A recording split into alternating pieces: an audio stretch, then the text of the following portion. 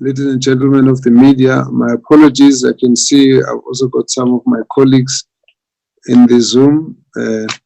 It's interesting times, this lockdown, because we've learned to have these meetings, virtual meetings. I just stepped off one other meeting, and so I really do apologize for the delay, but I hope that we'll make up as we go along the lost time. Thank you for being available just to be able to deal with some of the issues. It's become necessary to discuss some of the issues just to clarify a few of the concerns or maybe the queries that we have picked up from the media. But just to start off with, I just want to indicate the today's numbers. As of today, the total number of confirmed COVID-19 positive cases has gone up to 3,034, and this comes out of a total of 108,000 tests, 108,021 tests that have been conducted to date. It's important to just indicate that I will talk a little bit about these numbers just to clarify how we do the counting. The distribution, again, still Gauteng still has the largest number of people who are positive. So its number is 1,101, 1101 for Gauteng. Western Cape is next at 836 Gauteng. Western Cape, and then KwaZulu-Natal is 604, and Eastern Cape 100, and Limpopo is 26, Northwest is 24, and Mpumalanga is 25, Northern Cape is 16, and then we still got a few who are unallocated at 32. These we will clear up as we move along, because after the statements have been released, we'll then go out and send people to call and confirm all of this. So the unallocated is a temporary issue. It's just because now, once we have to release the statement, we are not able to allocate those to a particular province until that work has been done. Now, again, sadly, we are saddened to report that there have been 2 new COVID-19 related deaths. The 2 deceased are from the Western Cape and KwaZulu-Natal. This increases the total number of deaths to 50. We therefore wish to convey our condolences to the families of those who have lost their lives. And we also want to express our appreciation to the health workers who've been treating these deceased patients. We normally classify the deaths as COVID-19 related simply because the test was done and they were positive. Many of the people tend to have other underlying conditions. Sometimes they may well be a big factor in the nature of the condition that they suffer towards the end of their lives. But nevertheless, because of the presence of the COVID-19 positive test, we classify them as such. The majority of the deceased patients have been generally elderly people and individuals who had underlying comorbidities. It has tended to be consistent worldwide because what we find is that people who have other ailments tend to succumb to those ailments, especially if affected by the COVID-19 infection. Of course, in some instances, the COVID-19 might be the one that becomes a complicating factor. We therefore always urge the vulnerable groups to adhere to their treatment regimen and maximize on staying at home so as to reduce the exposure to the COVID-19 infection. We have been identifying an area of concern here that there has been there's a restriction to the number of people who attend funerals and we really want to underline the importance of keeping to a low number of people attending the funeral, because there are various things that are associated with funerals which we may tend to create a challenge that might expose people to contracting COVID-19. This is important for us to say. Social distancing still remains a very important issue to curb this pandemic. Unfortunately, we've also observed that quite often during funerals, as people are giving each other comfort, then they will be hugging, they will be holding each other very closely, and some are crying, maybe some are coughing, and so on. These are some of the things that come naturally to us, but we just need to make our people aware that this is a matter of concern to us. We also see that when people are covering the grave, they would then be exchanging the spades, and when they dig, they exchange the picks and then the shovels. And this also, we think that might be a challenge, particularly if people have got their hands which are not protected with gloves.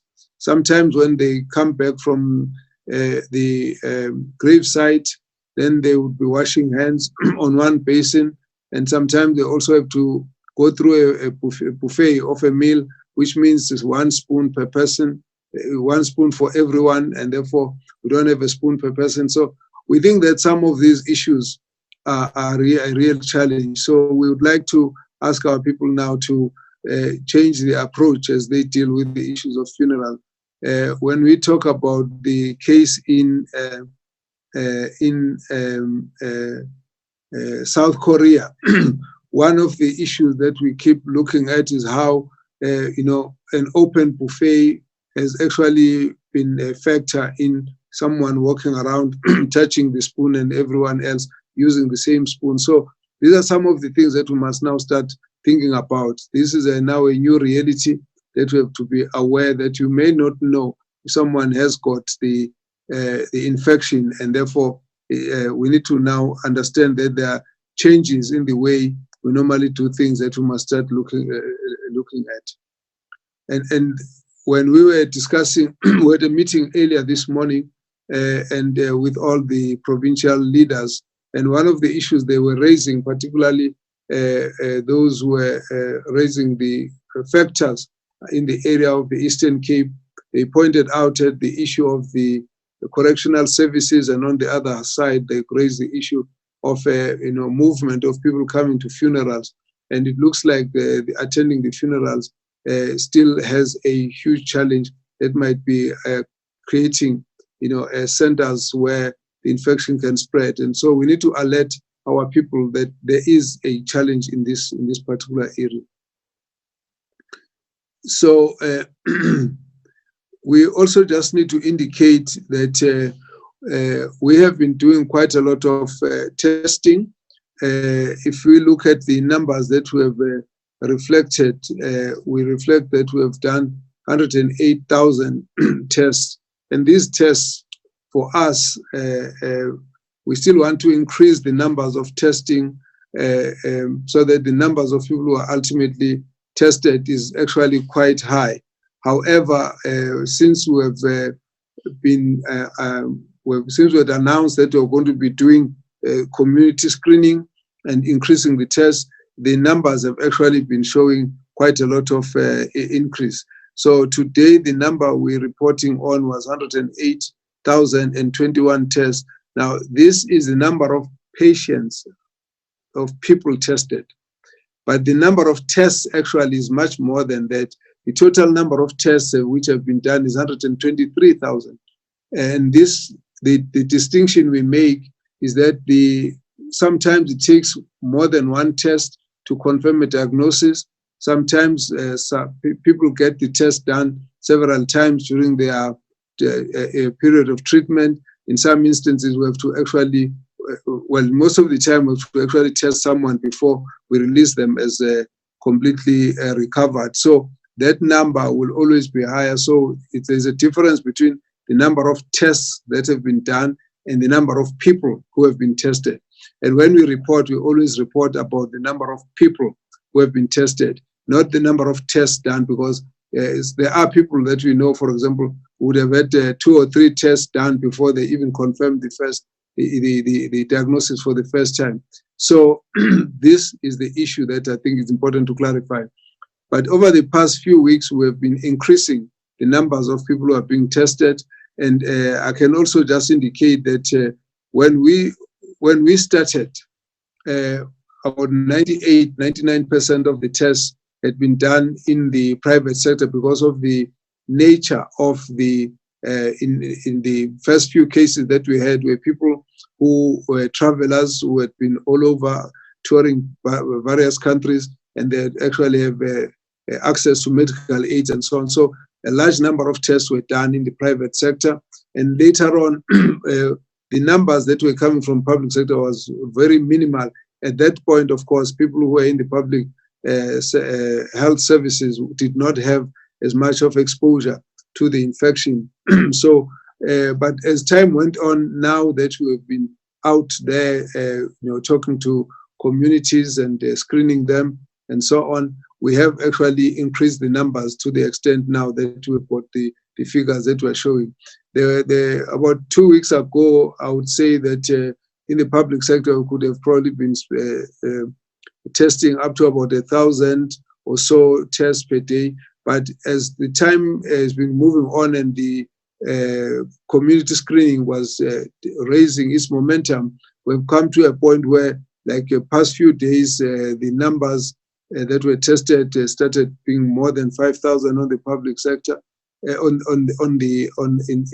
per day rather, and then the following day. So today, for example, on the last 24 hours, we've actually performed over 7,000 tests, 194, which basically shows that the momentum is actually growing pretty well. And this is because of the strategy of increasing to massively test our people. It cannot be expected that you can get all those thousands immediately, but you have to keep pushing the number up, because we have to now move people to go into mobile teams that go into various communities, as it were, to reach out to many communities. If you look at the worldometer, the coronavirus worldometer, you will notice that there are not many countries which have got up to 2,000 to 3,000 people who are testing positive, that have tested as many as we have. I think there's only one country that's closer to us, is Thailand, which has got almost 100,000 people tested as well. But nevertheless, if you also compare some of the countries, even in the Europe, in the epicenter, you will still find that there are countries that are at 50,000, at 70,000, and so on. So obviously, the conditions in various countries are not the same. In our case, we still want to increase the testing to test many more people. And when we went to analyze, we found that, for example, America has tested a couple of millions of people. When you do the estimation there, the analysis, they are able to say for every 5 people that they have tested, then 1 is positive. In our case, it's still quite,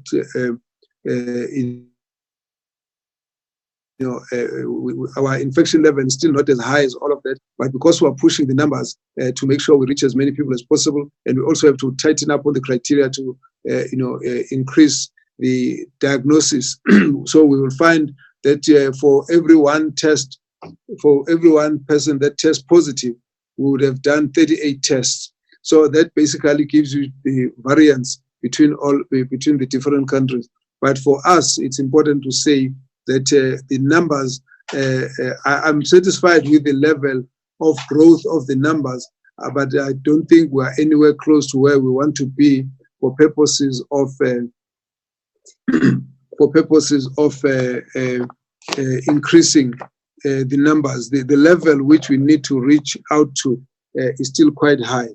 So from our point of view, we believe that many more people still need to be tested, and that is where we're going to be going. So every week you will see that the numbers will keep continuing to increase, as it were.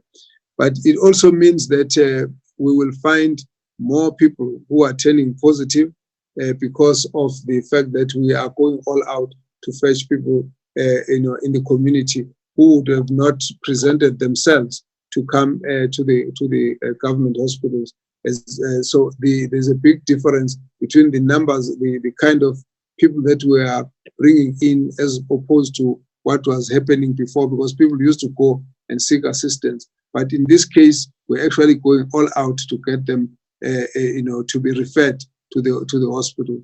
So we have recorded at this point close to 900,000 people who have been tested, who have been screened, and out of those, we've got probably about 11,000 people who have been referred for testing. This is just in the past couple of days. So I think that is something that we're doing fairly well, in terms of testing, but we have to keep pushing the numbers.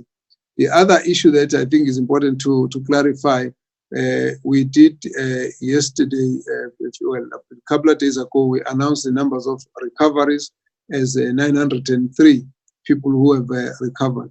Now, the recoveries, even though you will have people who are recovered, we do not reduce the total number of people who are positive simply because there are others who are now recovered. What we normally would do is to classify them in different ways. So the total is the numbers of people who have tested positive ever in any country.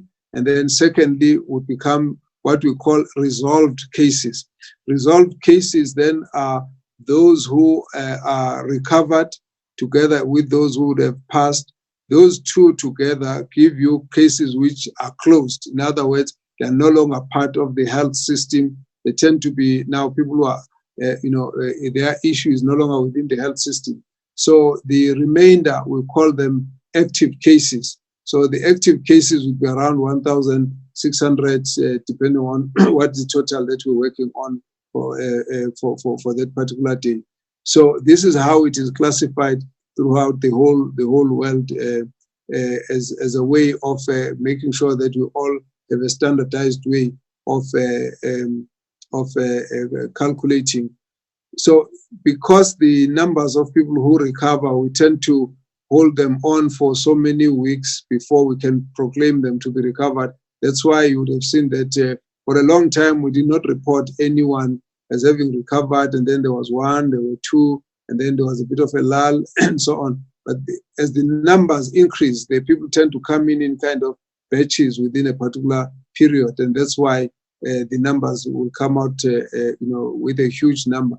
But we normally, where I sit every day, I receive daily reports from all the MECs about the numbers of patients who are admitted in hospital, numbers of patients who are in ICU, the numbers of patients who are they improving, are they not improving, and so on. This is right across, whether it's public or private. There tends to be a report that comes to the provincial government, and that that happens just because we have to work together as the health services. If I can just hold it at that for now, maybe we can just take some of the questions, and then we will try and bring the matter to a close. Thank you, Minister. We have a question from Ntakwane Ngatane from EWN.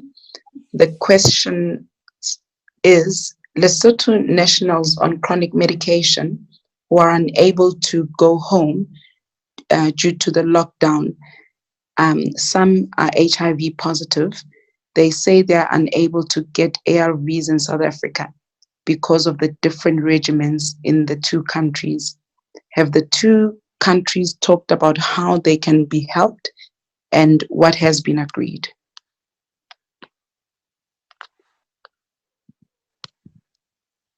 Okay. Yes, that matter has been brought to our attention. So our officials are attending to the matter. Obviously, what we have to decide is we need to work out whether we're dealing with people who are coming into private hospitals or coming into public hospitals. But at the end of the day, some of these essential medication are things that we need to work together and assist each other. When there's a need for someone to come for medical attention, we actually get to give them exemptions. So it happens every now and again that if someone needs to be given attention, assistance to get into South Africa, that we will assist them and clear that. There have been other cases where people had to come for emergency operations, and I recall a few weeks ago with a child who had to come from Zimbabwe. So those we actually have to make special arrangement. So we'll keep, assisting where we can. As long as we get given the information, we'll then follow the matter up and try and get it resolved. There's a question from Kyle Cohen, News 24. Minister, how many people have been screened so far in the community testing and screening program? And how many of those people have been referred for testing as a result of the screening program? What proportion of those referred have been found to be COVID-19 positive?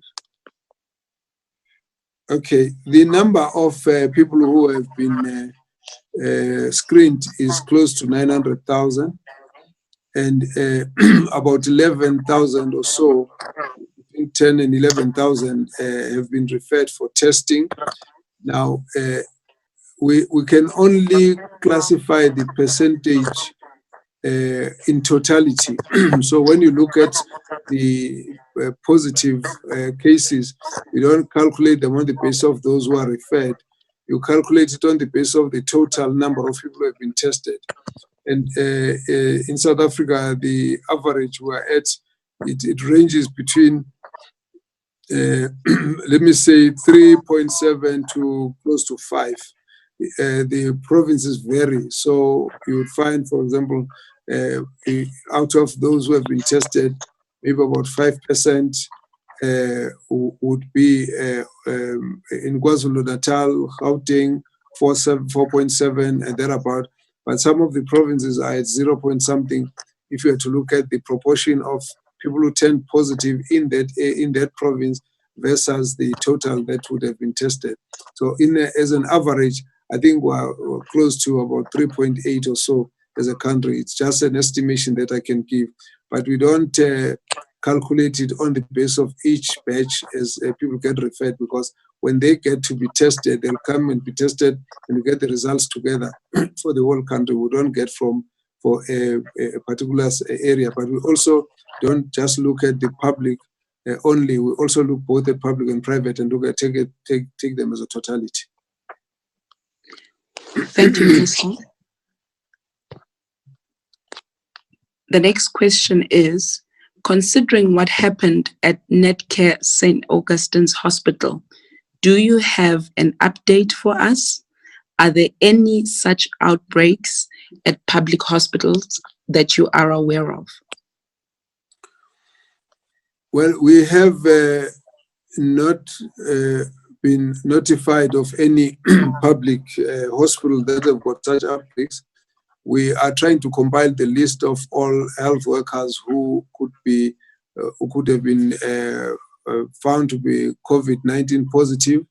In that regard, there would be some that would have been in the public hospitals. I don't have exact figure right now, but we were concerned with what happened in St. Augustine's because the number of staff who were found to be positive was just too high. In fact, it was actually quite a shocking one because we didn't expect that you could find, up to 48 and more people could be found in one institution, one facility. So certainly this is an area that a lot of work is being done to make sure we get to the bottom of what happened, but also to make sure we prevent this from happening in any other area. So at the moment, we don't have a similar number of people who would have been involved in a kind of outbreak in the public hospitals. We were concerned as well that in some instances, some of the people who were found in some of the public hospitals were actually moonlighting in the private hospitals, but we don't have a thorough analysis. We're just dealing with preliminary observations. Thank you, Minister. The next question is from ENCA. Can we please ask, last week, the advisory committee said that by this weekend, it would have a clearer understanding of the true average daily local transmission. What is the average daily rate of local transmissions currently?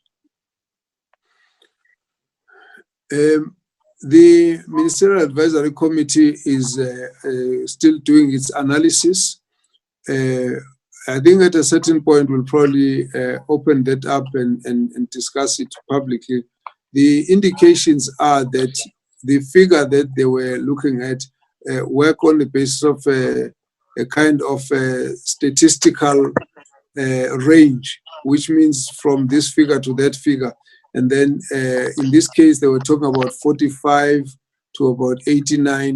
And as they were analyzing the figures that were coming in, they were of the view that the figures, I think the past few days, they were looking at the figure which was about 90 or 95, depending on the day. And when they looked at them, they felt that these figures were still within the broad range of, if you look at the figure of 45 to 89, the difference between that and the figure of 50 to above 100 is a statistical issue where they feel that the difference is not too wide at that level.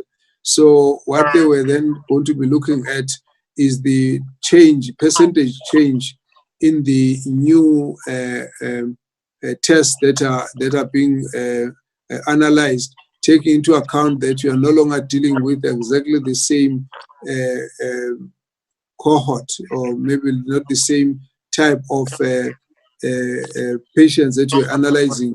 Was the first patients that we're analyzing went themselves out to go and present themselves to the health facilities. But once you bring in an element of going to go and look for people out there, then it changes things a little bit. And in that way, therefore, they felt that there is not a huge indication of a huge change at that point. So we will still be looking at the next few days to see how the increasing numbers that we are testing are going to impact on the process. So where we are, we're at a point where the observation that they've given so far is that there wasn't much of a change in terms of the figures that they had from last week to this week. Thank you, Minister. The next question is, can we systematically document treatment protocols for all the patients that have recovered? An analysis would tell us what worked and, if possible, what did not, so we learn from it. Another question, CHW's community health workers are faced with challenges during home visits. Some of the animosity may stem from the prolonged lack of basic services, real or perceived. What can be done to ensure that we remove the politicizing of an otherwise great approach to containing the epidemic? All the patients who receive treatment are actually treated by medical practitioners, clinicians, specialists who have got a good understanding of the records that are needed to be kept about those particular patients. And in some instances, those patients get presented to bigger groups of other clinicians to be able to share the lessons from those. So for everyone, physician who's managing patients, they've actually got a team that they generally relate to. In some instances, we've actually had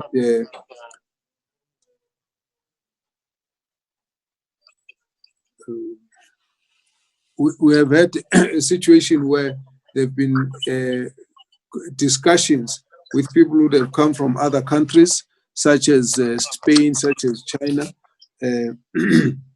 So that basically gives us, continuous lessons as we move along, as we talk to various doctors will tend to be able to share the experiences. So it's, I would say, part of the way that we manage health services, that there will be discussions, presentation of those particular patients. In the future, we're also hoping that we'll be able to have Zoom communication like this one, links where we'll have some of these patients presented, just to make sure that some of the doctors who may not have started treating patients can actually learn from those who would have already started doing so. The community health workers, we have not had too many instances where there are complaints of community health workers facing challenges. However, we do think that where it has been reported, it might well be related to a kind of anxiety that people have, and sometimes the kind of worry about stigma that they might be labeled as having COVID-19, and therefore some of the people respond differently, and they would say to community health workers, don't come in and so on. But it has not been widespread. Most of the people have actually responded, as our numbers are indicating. Close to 900,000 people means that most of the people have been very receptive to our community health workers. The question of lack of services, I think, is a challenge that we have acknowledged, but also it's not so much lack more than it is about the challenges of inadequacies in other areas, and in overcrowding, long queues, and so on. But when those kinds of things happen, that does not mean we cannot respond to and deal with a crisis of this nature, which is the issue of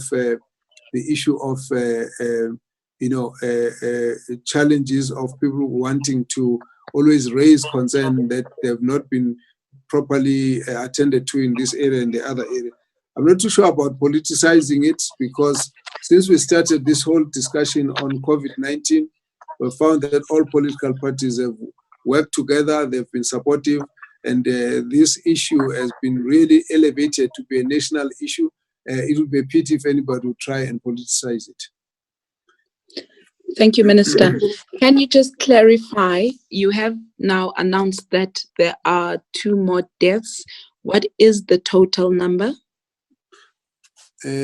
Oh, yes. I think when I started, I gave a number, and we have two additional deaths, which means that on top of the 50, we actually have 52. I'm very sorry about that, because the numbers of deaths that are new is only 2.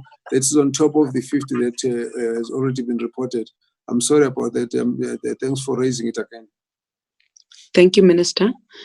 A question from Ntuache Seleka from News 24. Does smoking also have negative impact on the health of people who have tested positive? This is after cigarette sales have been banned in the country for now. Well, actually, cigarettes have got a very negative impact on anybody's health. We always talk about the active smoking, and we also talk about passive smoking, and it induces so many other conditions which are related to pulmonary disease, pulmonary symptoms, or chest-related symptoms. So the problem with smoking is that it tends to affect the lining where people, when people breathe, and it creates some reactions. In some instances, it can provoke a reaction where someone's lining is so irritated that it's easy to get an infection. They can easily get bronchitis. It's easy also to get other infections, or even tuberculosis. So it tends to predispose to those. But beyond that, it also affects the cardiovascular system. It creates, the nicotine effect is that it creates what we call vasoconstriction, which reduces the flow of blood to the small blood vessels in the limbs and in the body, and even in the heart. As a result, you might find that it actually encourages even the issues of what we call atherosclerosis, where you get, lumps built inside the blood vessel, out of which you can have small clots that get formed. So all in all, it's really something that we discourage. Now, once you've got COVID-19 as an added infection, we believe that those who smoke are more vulnerable to being affected because of the fact that COVID-19 does affect the capacity of the lung to be able to process the normal day-to-day exchange of gases in the lung. So we would really discourage people from smoking. I still have to find a good, beneficial action that the tobacco will have in an individual. I haven't actually ever heard of it. So in general terms, we would really discourage people from smoking. I think more so with this COVID-19 is one of those that I think will be adding unnecessary burden to the person's body. Thank you, Minister. And just as a follow-up to that question, what are your fears about alcohol consumption during this lockdown? Oh, yeah. Look, the problem of alcohol consumption here is that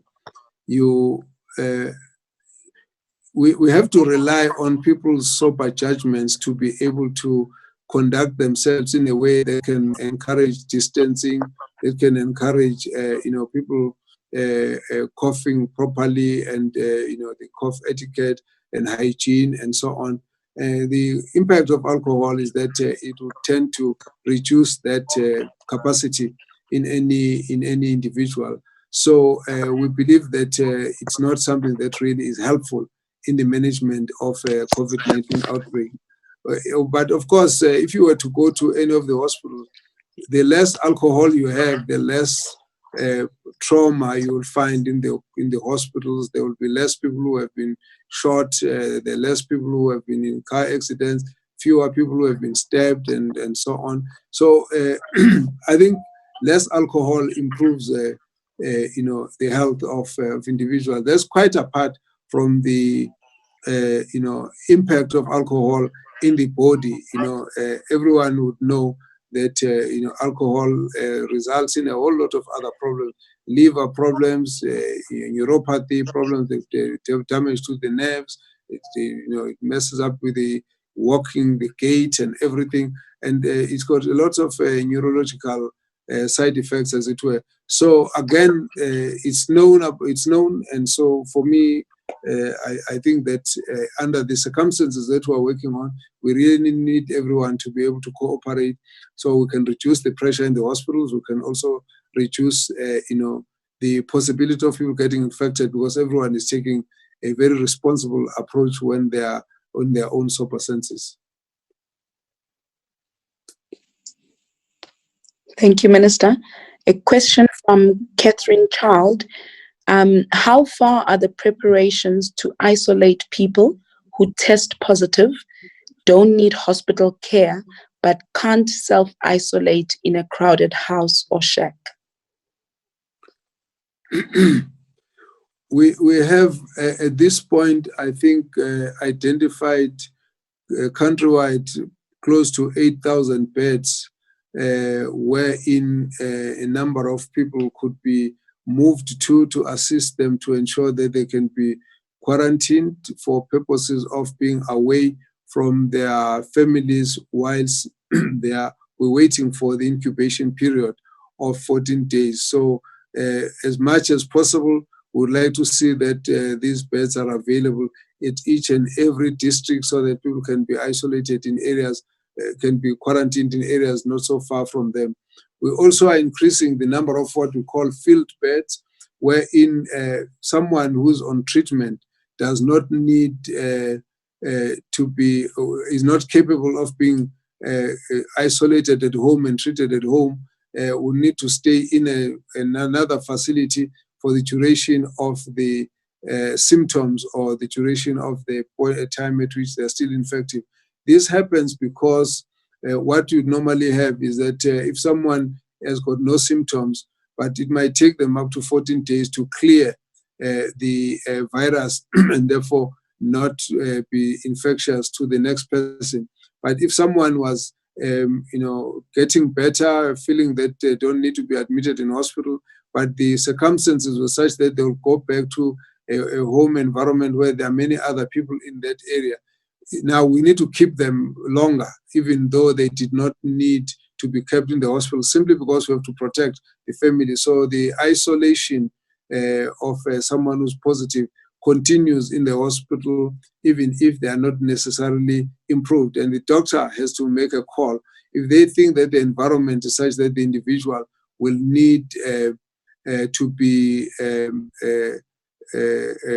to continue to be observed, but in the family, this circumstances is not possible, then that person would need to be put into one of those field hospitals or some of the hospital beds. Right now, we don't have any lot of pressure because most of the beds that we've got are not really highly occupied. But with time, when we increase field beds, it will also be to cater for those situations. A question from Kanita Hunter. Can Minister say which province has most facilities? Also, is the Minister concerned about patients with comorbidities who contract COVID-19 in hospitals and die as a result? I wouldn't be able to say which province has got more facilities, but we have actually said all the hospitals, all the provinces must open up as many beds as is possible. At the moment, I think a lot of work has been done in Gauteng, in Western Cape, and in KwaZulu-Natal, and in the Free State, in opening up additional beds. And this is an ongoing issue because I'm aware that they've identified new areas where they'll be putting up additional beds, and the plans are afoot. And in some instances, we may even be looking at setting up new hospitals or hospital structures based on the alternative kind of building material to make room for more space. So I think the area where we'll find more beds might be in use will probably be Gauteng, Western Cape. Already some of these are up and running. You might have seen that work has been done in the area of Nasrec and in Tygerberg. The hospital is already set up outside there. In KwaZulu-Natal, they've set up a few, but I'm aware that they're actually looking at the Durban Expo Center to put some more beds in that area. They've identified a few other areas. I won't name all of them because some of them they're still going through various contractual arrangements. But I'm satisfied that there's enough understanding of the fact that the numbers of beds have to be increased, and we'll keep pushing to make sure that the numbers of beds are provided ahead of the need so that we don't get swamped. The question of comorbidities, it is an issue of concern, and this is what we normally would call nosocomial infection, which basically means you get infected by an infection that you didn't have, but you got it since you were in hospital. This is always a matter of concern all the time. And part of our infection control processes are more about ensuring that we limit the amount of nosocomial infections whereby people must not go into hospital when they've got a different infection or a different condition. They end up getting their situation complicated as such. It does happen, but in this case, it's one of the things that when we talk about ensuring that our staff is well protected and that they are well trained, is to actually limit to the minimum any such possibility. Thank you, Minister. There is a question from Vinicius Assis, who is in Brazil. The question is, South Africa has economic and human challenges as the whole world currently. How is government making its decisions? Is government working together in this regard? Before you respond, Minister, another question is from Adrian Basson, and it says, Minister, we are receiving disturbing reports of an unfolding food crisis in South Africa because of the lockdown. How do you balance these two health crises, the spread of the virus versus widespread starvation? Okay. The question from Vinicius, true, South Africa is facing a number of challenges, health challenges, economic challenges, but at the back of what government considers, at the back of decision-making by government, are a whole lot of experts who are linked to this particular area. So they're economic experts, economic planners, economic analysts, health experts as well, that are at the back of this. So we get all of them to make their various scenario analysis, their forecasting, and then they come back to give us a sense. So, for example, as we sit here during the last few days, we were having the Ministerial Advisory Committee making a presentation through Professor Abdul Karim, which was talking about the epidemiology of the disease, the forecasting, and the all sorts of possibilities of what may happen to during this infection. On the other hand, we've got economic analysts who are actually advising various ministers and the president on the prospects of our economic recovery path.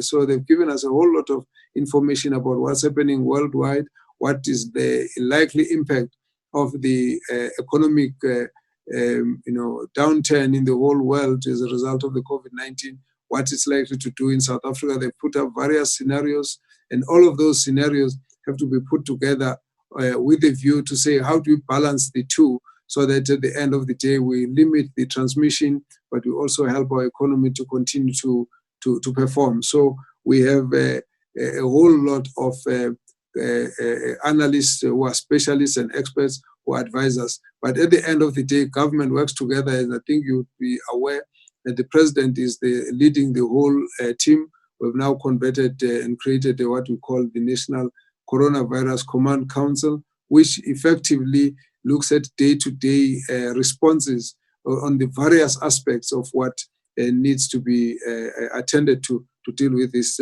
epidemic. The issue that's being raised by Adrian Basson is a matter that every day when the National Coronavirus Command Council meets, every day this matter gets discussed. What is the best way of ensuring that there's a balance between limiting transmission and also ensuring that we protect the income and protect the food supply to our people? There's a huge amount of debate that goes on a continuous basis.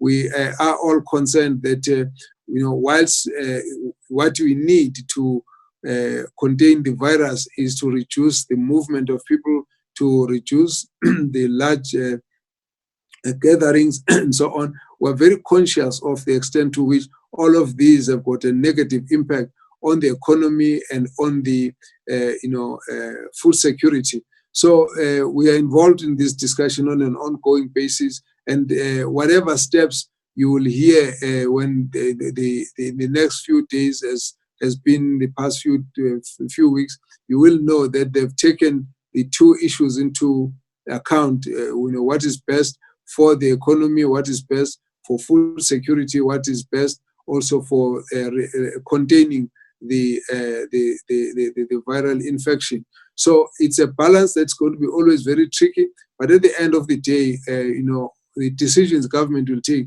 are in the best interest of our people. So there'll have to be interventions that will assist our people not to suffer from hunger and starvation, but also to limit the spread of the infection. It's a very tricky balance to maintain because our economy was in any case already under pressure before the COVID-19 outbreak. So it's an issue that is a challenge to us. When we had to close the borders, we knew that there are people who are going to have a challenge because they are employed in the hospitality industry, in the tourism industry, and in the transport industry and all of that. And all of those people are without income, and we're very conscious and very sensitive about that. But at the end of the day, we need to keep a balance of what is it that we can do so that we can continue to survive, at the same time limit the infection, the transmission. So we are aware of some of the concerns that are coming through. And every day, part of the reason why, for example, we have meetings until so late is to look into all those possible options of what can be done to save our people, both from hunger as well as from the infection. It's not an option of either or. There's no way we can say to our people, we can lock down in a way that is insensitive, such that people end up suffering from hunger, because what should they do? I mean, you can't expect anyone to do anything else if if they are actually starving. So the balance between the two is going to be a very tricky one as we move forward. But we are actually very conscious of the concern, and I think you're raising it now. We've also picked it up as well, that there are areas where even the availability of food, even the food outlets, even the delivery of food, all of these issues. There's been a whole debate now about whether the issue of food parcel, is it adequate? Is it the best way? Are there other options that we should be working on?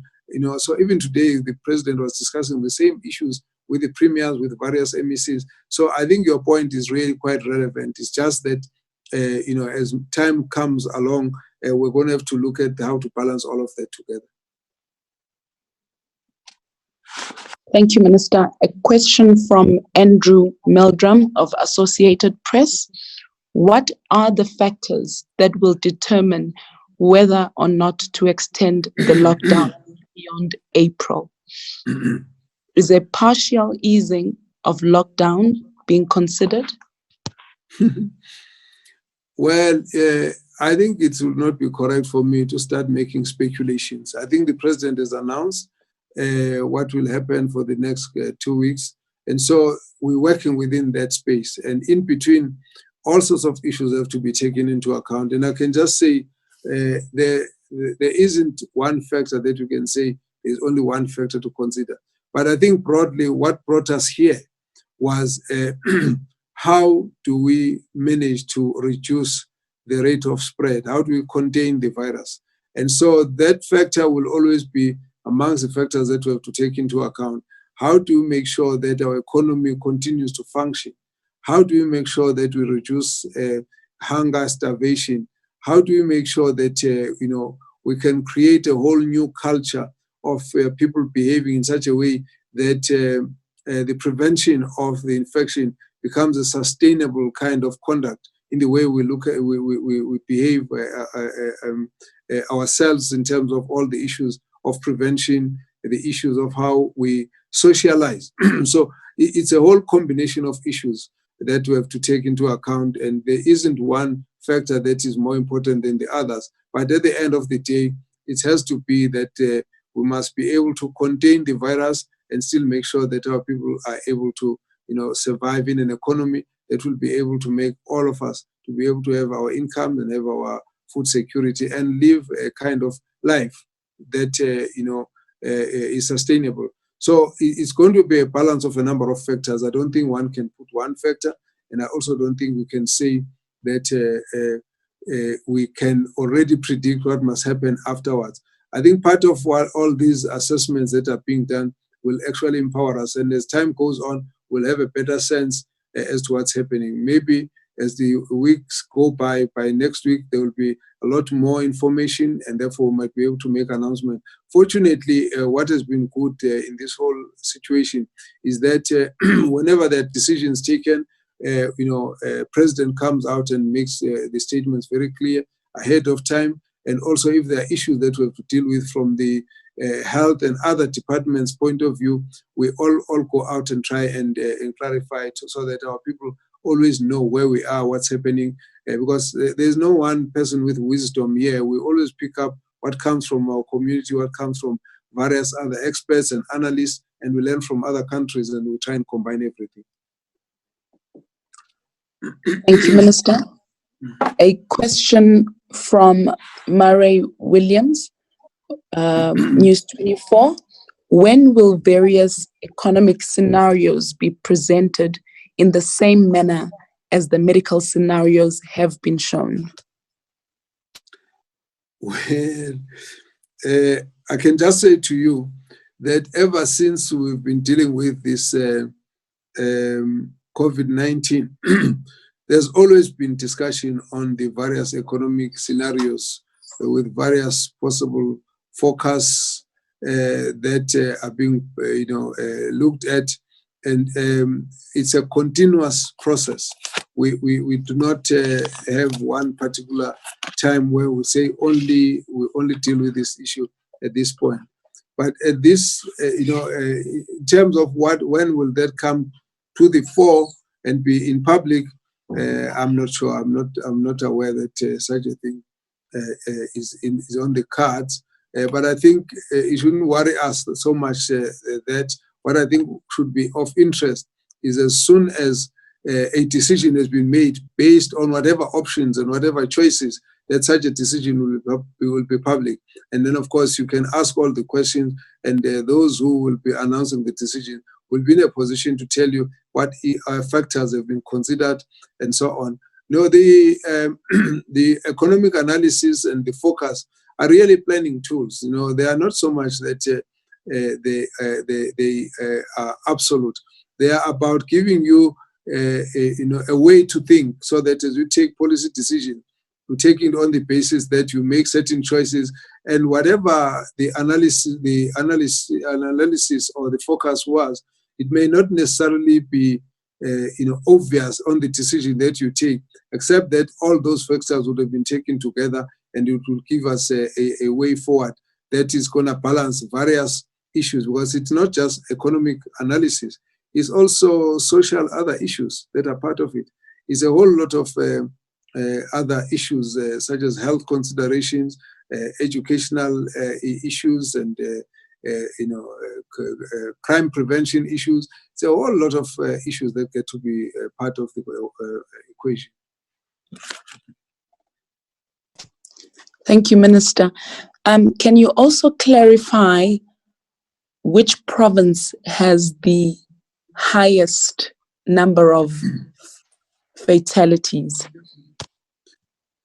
At the moment, KwaZulu-Natal has had the highest number, 21, which has also been a matter of very serious concern to us, because a large number of those actually happened in one hospital. Then, of course, the next hospital is the Western Cape with 16. Again, we always feel very certain when we lose any of the patients. And so those are the kinds of numbers that we've got.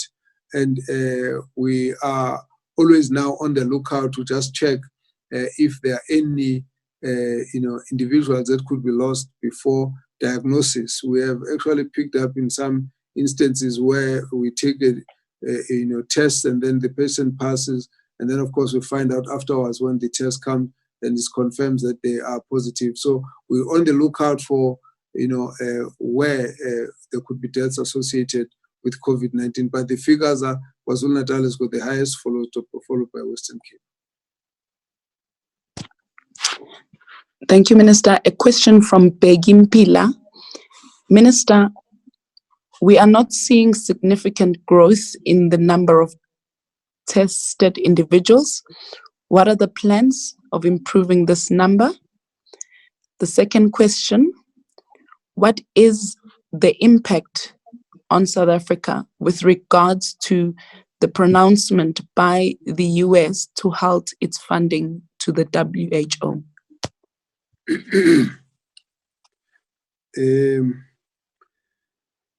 Well, I think we need to be supportive to our health workers. They are doing their very best, and they have tested more people than we have seen in other countries. We have said that we need to increase this number to much more than what it is now, and we will do so. But I think it's important to appreciate that there has been so much work done to actually get us to 108,000 tests to be done, individuals to be tested, because in the process, we have looked at various other countries. We realize that not everyone with the same number of positive cases has tested exactly the same number like what South Africa has. I gave an example earlier that the one country that is closer to us in terms of testing was Thailand. The other countries have actually had many more days of exposure to the infection, and therefore, and some of them, of course, are well-to-do countries. And so, but in our case, we actually want to ramp up the testing such that we must have a very significant number of people tested. It's in our interest to do so. And so the numbers of tests that we are now able to do, we've received additional kits, and so we should be able to test as many people as are referred through our screening process. I don't believe that we'll actually have a situation where there are so many people screened and tested and referred for testing that we are not able to test. So I think from that side, our capability is actually quite well established, but it's the process has to be accelerated. So we agree about increasing the numbers of people to be tested. The question of the pronouncement by the United States government is very unfortunate because as far as we would be concerned, WHO is a non-partisan body that looks out for the interest of all member states, and the way they manage this issue, we believe that they've actually handled it, reasonably well. And I think they may well obviously have whatever mistakes that they might be having, but they were quite quick to pronounce that the coronavirus is declared a public health emergency of international concern. If I'm not mistaken, at the time when that happened, they had 5 countries where they spotted transmission, human to what we call internal transmission.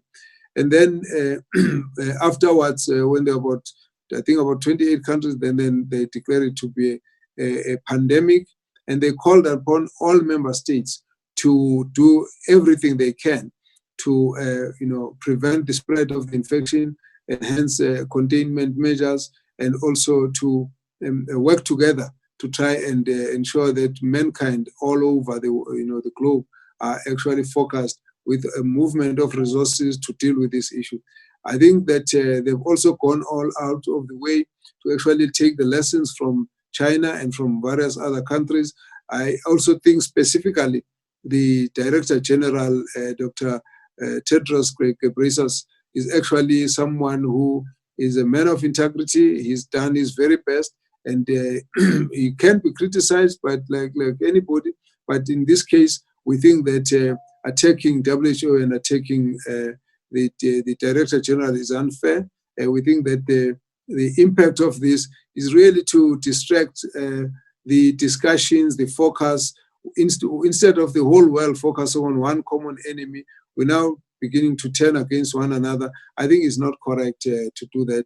And I hope that Dr. Tedros will not be discouraged and that the WHO, because it's actually using a lot of experts, excuse me, a lot of experts who analyze and give us a lot of information and insight into what the best ways of dealing with this and other diseases. They've been like that all the time. And so I hope that with time, everyone will be able to see that they've done what they could do. In this case, the member states have to also take responsibility. We have to take responsibility about how we behave ourselves in this country, and every other country has got to do the same.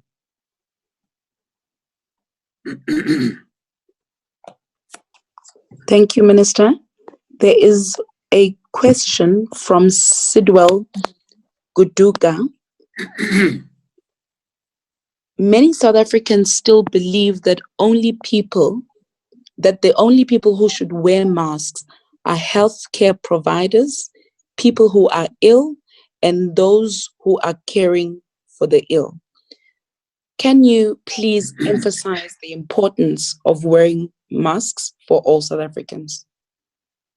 I think at this point, it's important for us to make the point very strongly that it's going to be very important now for all of us to wear masks, especially when we are out in the public, when we are out there, particularly amongst other people, because the infection can affect anybody. It can affect people who are not even aware that they're infected. In some instances, people can be asymptomatic but still infective, which means the risk is there for anyone to actually spread the infection. The level at which we are seeing the infection means now we can't really look at China, look at America, look at UK, look at Spain. We now have the virus. So we must also behave in a way that must actually help to reduce the spread. The studies that have been done recently have indicated that wearing masks actually reduce the level of the passing out of the virus, of shedding the virus in exhaled air, which means it's a lot more well established that if you wear a mask and you might be having an infection, it helps to protect other people, as it were. What we have then said is that the cloth masks are actually quite effective as well.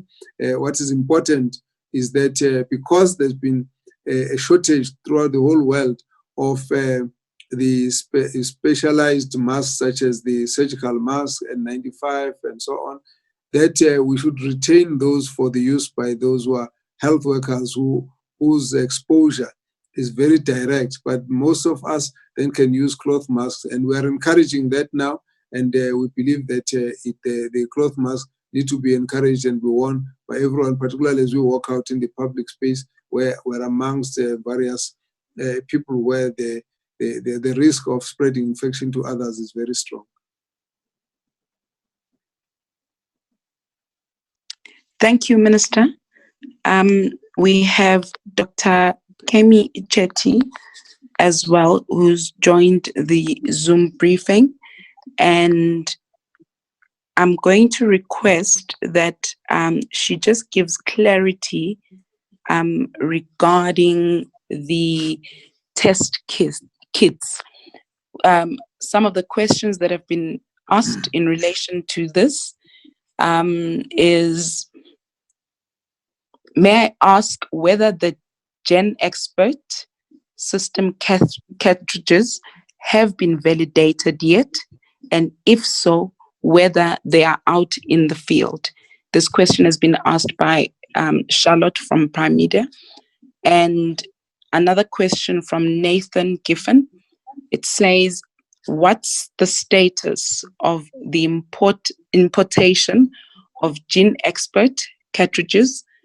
Realistically, how many tests can we scale up to daily by the end of the current lockdown? You've got the right person. Dr. Kemi Chetty is actually the CEO of the National Health Laboratory Services, and the issue of the various tests, the PCR, the antibody test, and the Gen Expert, right, falls on her portfolio. So if you could be given the chance to respond to those questions, that would be very helpful.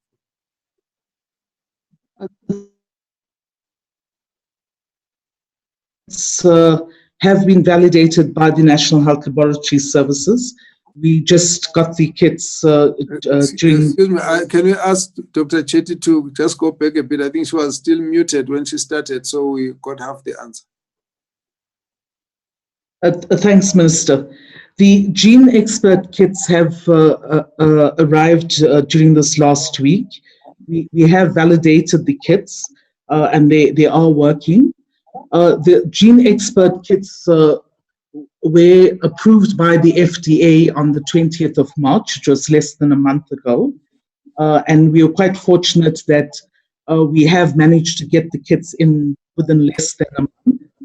We have received about 10,000 of those kits for use in the country. We are about one of the few countries who have received those kits.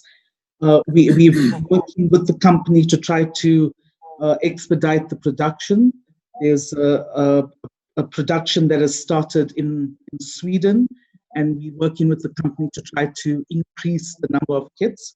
We're hoping that we'll be able to receive as many kits as possible, but within 3 weeks of the approval of the kits, it's very difficult for the company to have the numbers that we want. We've asked them for about 10,000 kits per day. They've indicated to us that they will give us another 20,000 during the next week. We're hoping to ramp that up, because as soon as we ramp that up, it means we can use 183 sites to do as many tests as possible, but it's going to depend completely on the production of the company. So that's where we are with the Gene Expert kits. Over and above that, Minister, we are using a number of other machines as well. We are using a kit called the C-Gene kit, and we have quite a few of those kits in the country, over 200,000 of those kits. Over and above that, we also use the Cobus 6800 and 8800 machines, which is a Roche machine. We've been hoping that we could have got more of those kits, because it's a fully automated kit. But the production of that is limited by the supplier, and we are working with the suppliers to see how we can increase those number of kits. But thus far, the NHLS is able to meet the number of tests that have been given to us. We're hoping that that does ramp up, and we're gearing ourselves to improve on the number of tests that can be done. Thank you.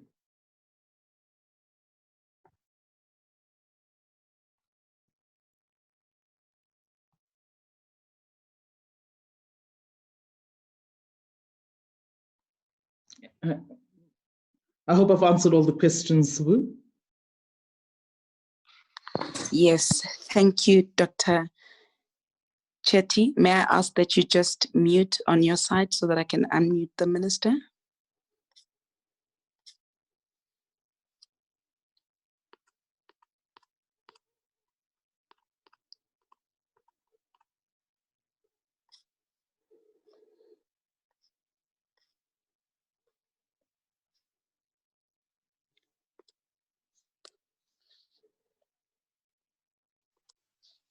Oh, okay.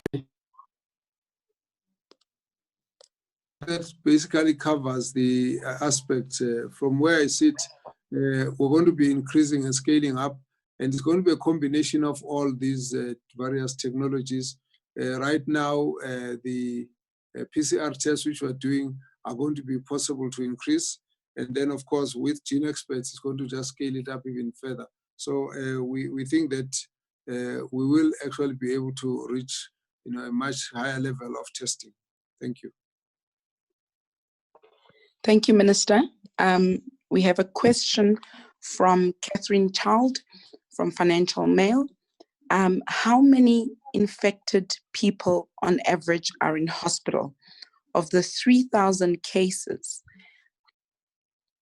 basically how many people need treatment, and what percentage get better at home in South Africa?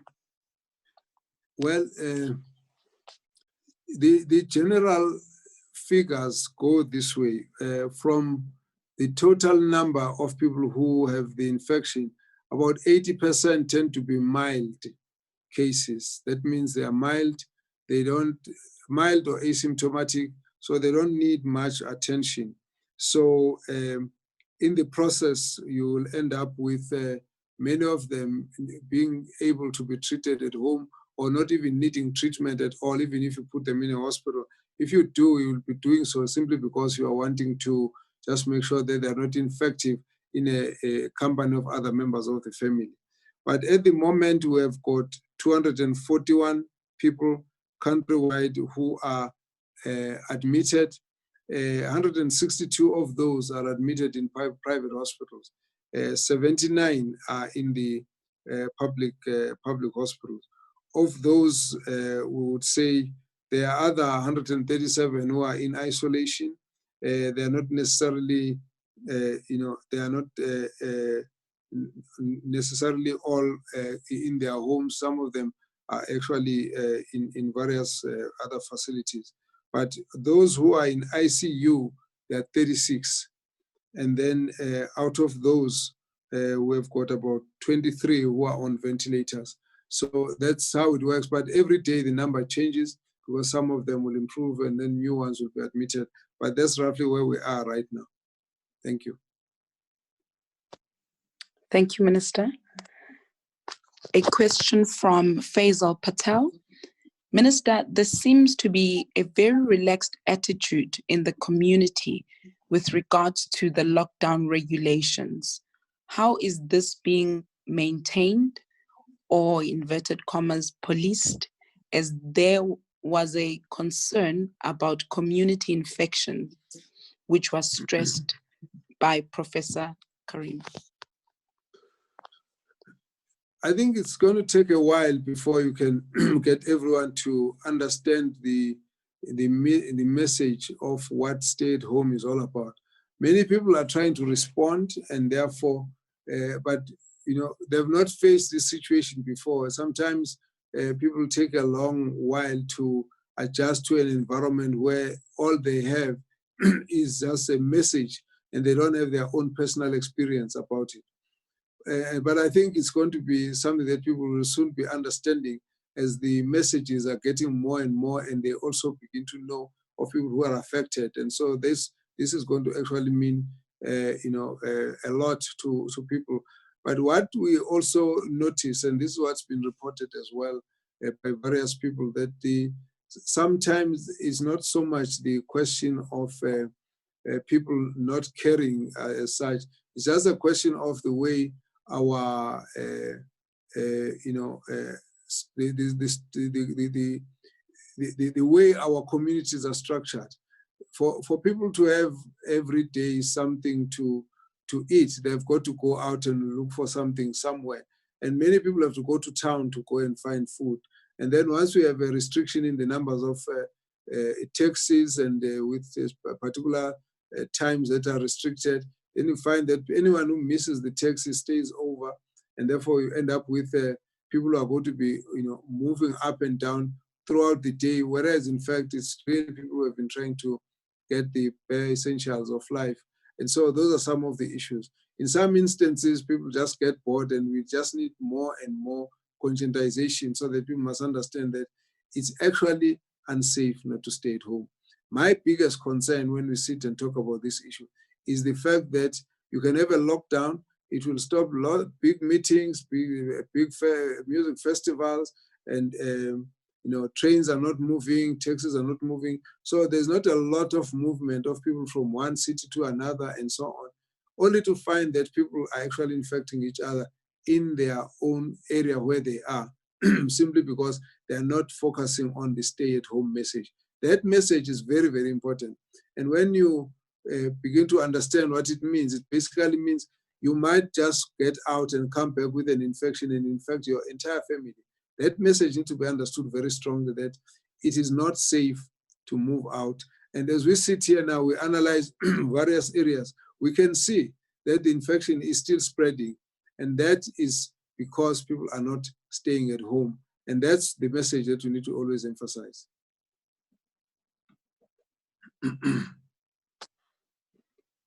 Thank you, Minister. A question from Takira from ENCA.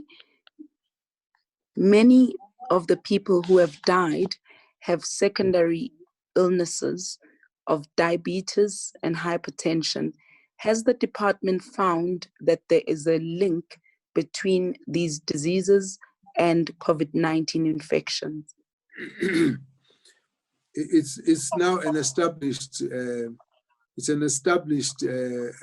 observation that people who have got comorbidities or concomitant diseases tend to succumb quicker to the COVID-19 infection, mainly because their bodies are already strained by the need to deal with other diseases. In some instances, they are not even well controlled.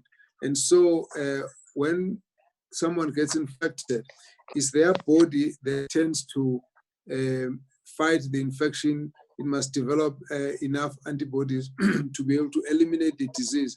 And in so doing, the body needs to be able to focus on just one problem and not too many. And in this case, when you've got diabetes, the body is struggling because of the various,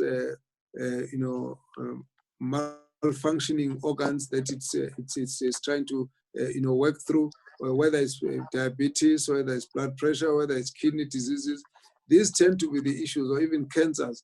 They actually undermine the body's ability to repel an infection, and therefore they make the individual weaker. It's well established everywhere. That is why we raise the question that, we need to protect those people who have got comorbidities, even the elderly, because they tend to have various other chronic infections with them, or various chronic diseases with them, which are, based on the fact that with age, a lot more of these diseases tend to be part of the geriatric life. So this is a well-established association.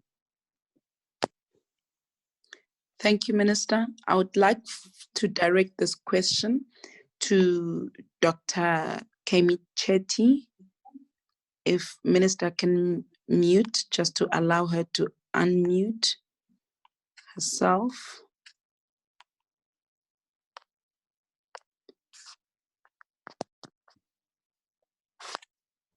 Dr. Chetty?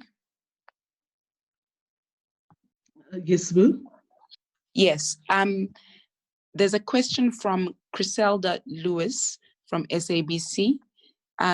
You've mentioned, Minister mentioned that over 100 tests have been conducted thus far. She would like to ask about the scale and the pace of the testing versus the number of mobile testing units available. Are all 60 mobile units operational? Thank you, Sabu. Thus far, we have got about 52 of the mobile vehicles that have been deployed to the provinces. Some of the provinces have got their full quota of the mobile vehicles. During this week, we will get the rest of the other 8 vehicles to the provinces. With regard to the number of tests that have been conducted, the number of tests within the NHLS, both from the screening processes as well as the referrals from the hospitals, have been increasing exponentially. And the minister has given some of the stats. When we first started testing from the 9th of March, prior to that, the testing had been done by the NICD.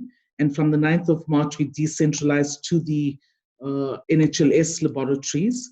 We started off with about 400 tests that were being done by the NHLS, and we've now increased to over 12,000 tests that have been done per week. So that we are seeing a daily increase.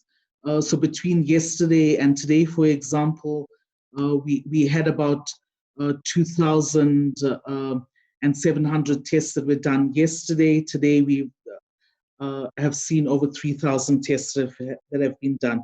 So those tests are increasing with the community screening.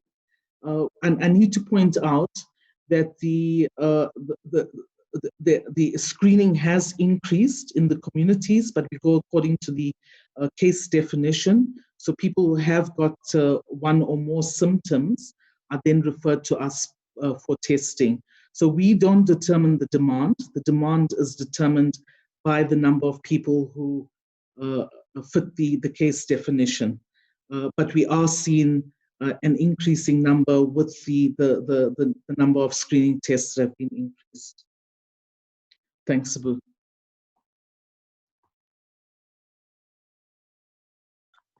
Thank you, Dr. Chetty.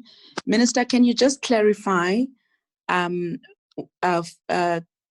just asked this question, whether the numbers of tests that are being released daily include retesting of positive cases to confirm if they have recovered or not.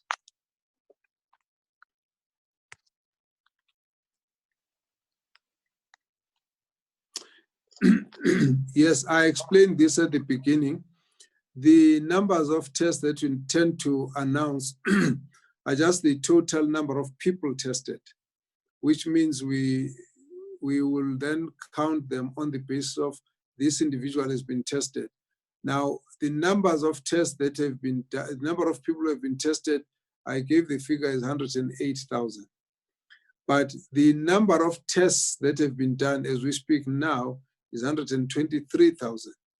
So the variance between the two are those people who would have been tested several times. I made an example of an instance where I was aware that one person had 3 tests done before they confirmed that the person had COVID-19.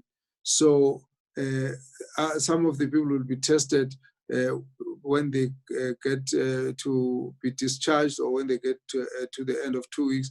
So you will find that those numbers don't get counted. We don't count the repeat tests. We only count once. It's not difficult to find that out because most of the people would have ID numbers and names and address and so on. So that gets checked.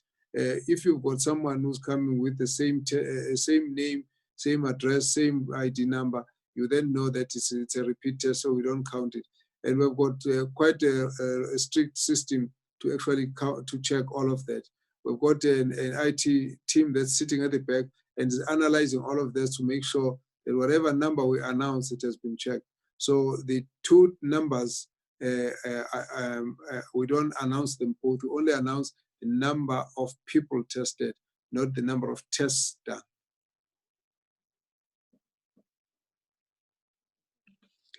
Thank you, Minister. We'll just take 2 more questions, and then I'll request for Minister to then wrap up and close the session.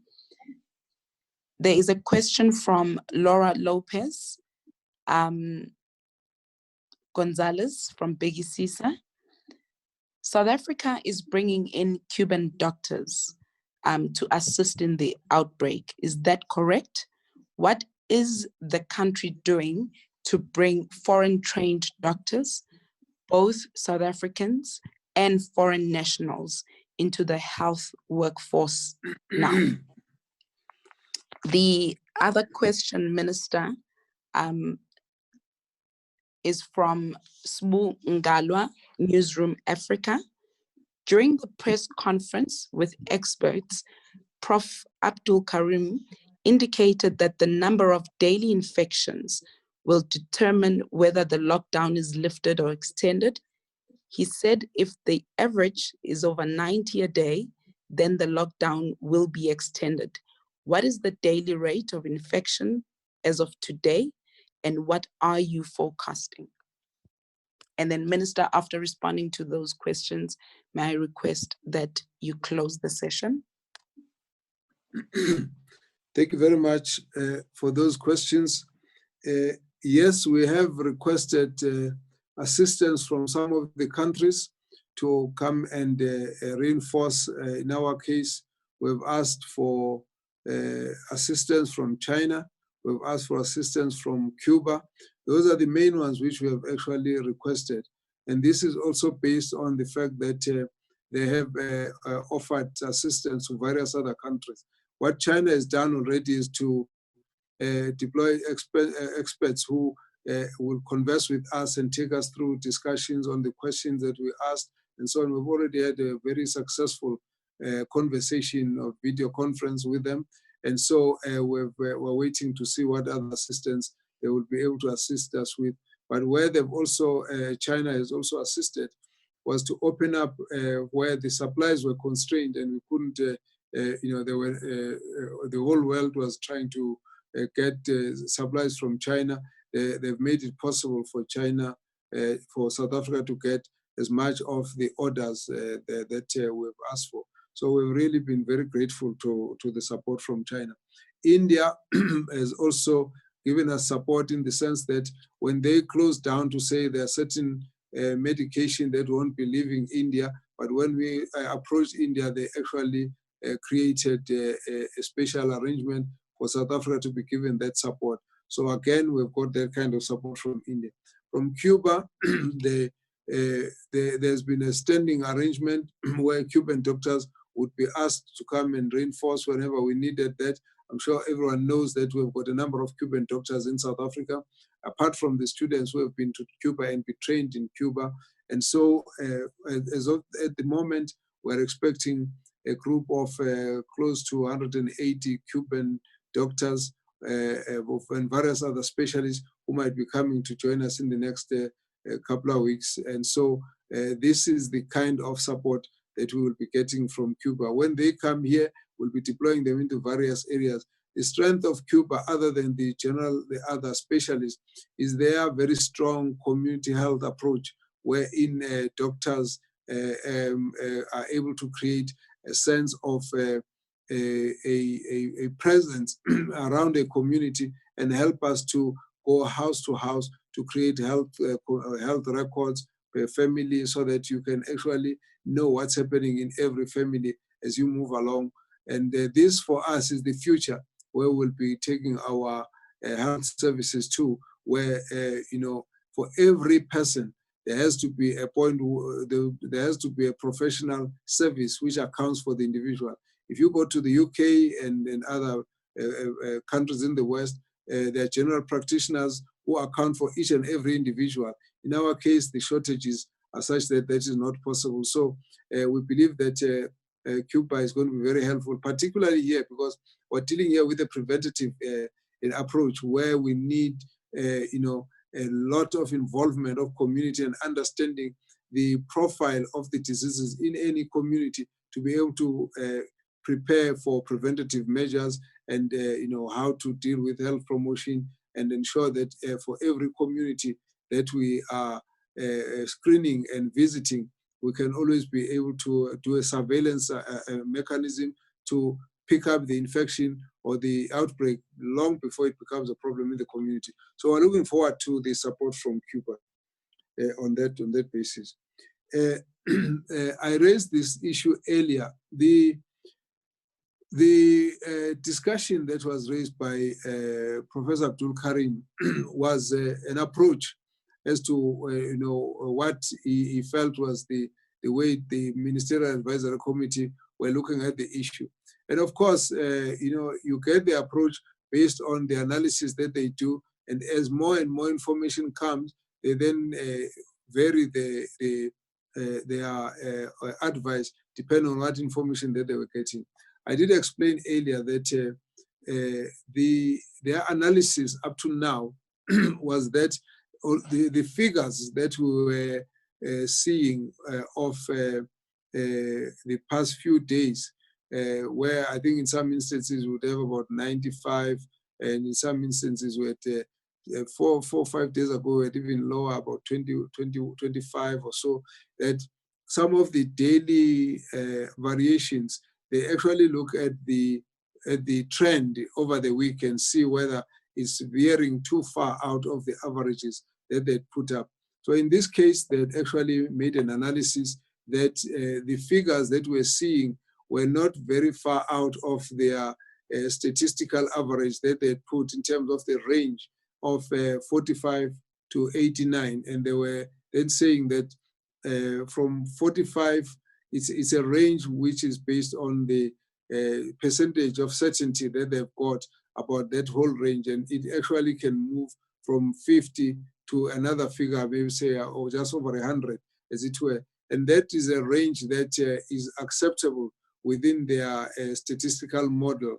And therefore, they actually felt that at the moment, the expectation for a huge increase has not yet materialized up to this week, based on the fact that the numbers of people that we're seeing are not quite the same as those who were coming to our services earlier. So in other words, at the beginning, we're dealing with people who were self-referrals, who would come from home because they've got symptoms.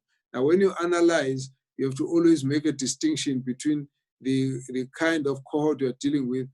If you're earlier dealing with people who are coming to who were self-referrals, it's different when you actually go out and seek people from the community, because that obviously is supposed to push up your numbers in a particular way. Now, in so doing, you need to then be able to consider that you have increased your search for people out in the community who would not have otherwise made themselves available to the health services. And then you also expect that there should be a variance based on the fact that there should be some degree of internal transmission that is taking place. But when they looked at the whole issue, they felt that it had not distorted the trend of the curve.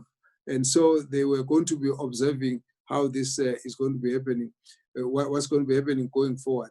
We have not got to a point where a decision has been taken based on those numbers, but we are very keen that in the next few days, some more assessment and evaluation has to be looked at so that we can get a much more consolidated view from them. And so they're working on that. We still got another week to look at. So this week's figures will give us a guide, but that's not when a decision is being taken. So that decision will have to be taken by the National Command Council, but we're expecting at the moment that our consultations with them must continue to give us further guidance in terms of what other suggestions need to be looked at this point. So I think in the next few days, we'll also get if there's any new ideas that they've got, and then out of that, the Command Council will be given an advice, and then the decision will be taken. Having said so, I want to just say that we've almost heard about, I think, just almost 20 individuals asking questions. It's been quite a while, but I think it's been very important for us to try and clarify certain issues because it helps, as you write, as you report, to be able to have a perspective based on trying to clarify issues. I must say that I've been looking at how this issue is being reported. I really have to commend the media for the determination to make sure that the stories are recorded, but also to try and keep to the factual side of the issues. It can be very tempting to run away with all sorts of fake news and sensitivities and sensational news and so on. But I've not really seen a lot of that. And I really want to commend the media because what's important to us is that we cannot have a wrong message sent to our people because it will actually affect their behavior negatively. In this case, we need everybody on board. We need each and every person to know that individual behavior might be all we need to save the nation. And individual behavior may be all that we need to actually disrupt the whole life of the entire nation. Now, whenever we talk about this, a very instructive case of patient number 31 in South Korea, it was one person who actually unknowingly ended up with a whole outbreak being referable to one incident of a church meeting. And I think we need to always know that this outbreak is very sensitive. Our own conduct will determine whether we succeed in combating its spread or not. And the virus is the same all over the world. It affects the rich, it affects the poor, it affects the black, it affects the white, it affects any nationality. It doesn't care about social status. Because of that, it is only the conduct of the community. That society needs to decide on its own what they want to do to face this virus. And in this case, so far, South Africans have actually tried their best, but all we're asking for is that let's have more unity amongst all South Africans. Let's have more focus on factually what is it that needs to be done. And we are also using science to actually base all our actions. And at the end of the day, we'd like to keep it as transparent and as open and as a conversation of South Africans who are trying to look for a solution. And each and every one of us has got a role to play. It's very, very important that we need to support the leadership provided by government, provided by the president, provided by the various health experts and other experts who are part of this whole effort. And if we can do that, we might just prove to the world that, in fact, as much as this is a very virulent infection, but a change in conduct and learning from others might actually change the cause of the outbreak. And there might be lessons to teach other people as well as what can be done. But if we're going to ignore all the science behind it, if you're going to ignore the facts about it,